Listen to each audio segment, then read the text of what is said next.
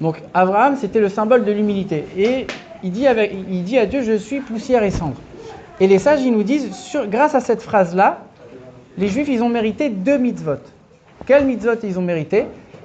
Une mitzvah qui se fait avec la poussière et une mitzvah qui se fait avec les cendres. De quoi on parle? La première mitzvah avec les cendres, c'est les cendres de la vache rousse. Ça veut dire que de la même manière qu'Abraham il a mentionné la cendre, nous on va avoir la récompense, c'est la mitzvah de la vache rousse. On brûlait la vache rousse pour purifier quelqu'un qui était impur au contact d'un mort. Et la deuxième mitzvah, c'est la poussière, la terre qu'on mettait dans l'eau de la sota. Et donc, a priori, quel rapport entre ces 2 mitzvot qui n'ont rien à voir avec Abraham Avinu? On sait que la Torah, quand elle donne des comparaisons, quand elle nous donne des enseignements, c'est pas uniquement c'est le même mot, ça colle un peu, alors vas-y on dit que c'est pareil et c'est tout. La Torah, chaque chose est précise, chaque chose a un sens et chaque chose, elle est là pour nous apprendre un enseignement. Quand on regarde Abraham Avinu, c'était qui? C'était le symbole de la générosité, le symbole de la bonté. Abraham Avinu, il accueillait tout le monde. N'importe qui, il l'accueillait, il le considérait, il l'accompagnait. C'était le symbole de la générosité et de la bonté à tel point qu'on dit que c'est écrit dans les livres que l'attribut de bonté de Dieu, l'attribut de générosité de Dieu, il disait depuis qu'il y a Abraham sur terre, j'ai plus de travail, j'ai plus rien à faire. Abraham, il fait mon travail, j'ai plus besoin d'agir dans le monde. C'est-à-dire que la bonté de Dieu elle-même, elle disait c'est Abraham. Abraham, c'est le symbole de la bonté et de la générosité. Et à côté, tu me parles de la vache rousse, quel rapport avec la vache rousse? En plus, on sait que le rouge, c'est un symbole de rigueur. La vache, dans la Kabbale, c'est aussi un symbole de rigueur. Quel rapport avec la bonté maintenant?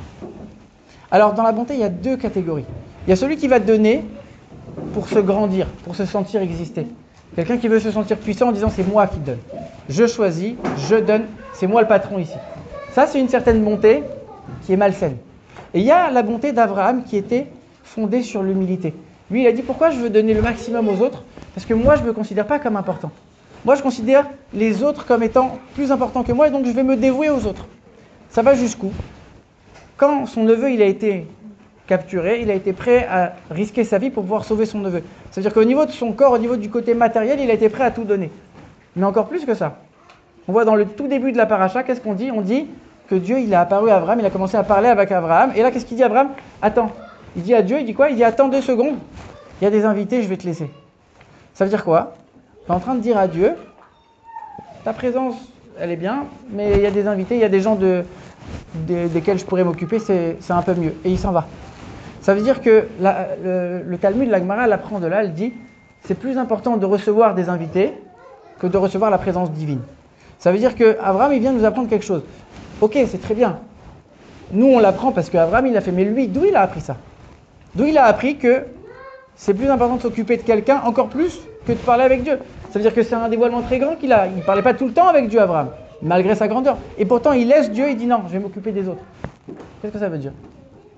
Justement, il avait cette humilité tellement forte qu'il était capable de se dire je suis capable de renoncer à mon plaisir personnel, même si c'est un plaisir spirituel.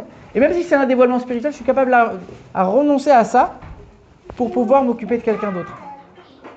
Et là, on commence à voir le lien avec la vache rousse et le lien avec la sota. C'est quoi la vache rousse?